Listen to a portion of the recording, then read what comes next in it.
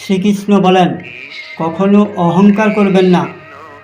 ক্ষমতা কিংবা ধনসম্পদের দম্ভে যখন আপনজনকে পর, অপরজনকে আপন মনে হবে, তখন বুঝে নেবেন আপনার পতন শুরু হয়ে গেছে।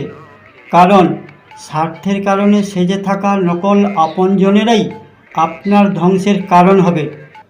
সময় কখনো দেখা যায় না, কিন্তু অনেক কিছু দেখিয়ে দেয় এই সময়। সময়ের ব্যবধানে আপনি বুঝতে পারবেন কে আপন কে পর।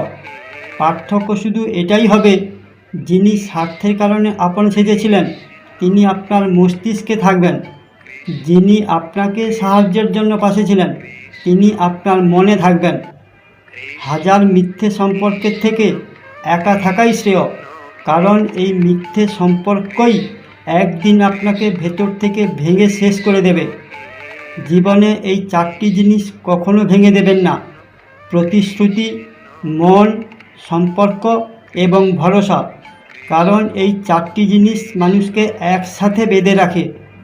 এইগুলো ভেঙে গেলে কোনো শব্দ হয় না, কিন্তু মানুষকে ভেতর থেকে ভেঙে টুকরো টুকরো করে দেয়। আমি বিশ্বাস করি সবাই ন্যায় নীতিপরায়ণ, মূল্যবোধ সম্পন্ন, একনিষ্ঠ কৃষ্ণ ভক্ত। শ্রদ্ধেয় ব্যক্তিদের শ্রদ্ধা করুন, ছোটদের ভালোবাসা দিন। লাইক, কমেন্ট, সাবস্ক্রাইব আপনাদেরই উপরে ছেড়ে দিচ্ছি। জয় শ্রীকৃষ্ণ।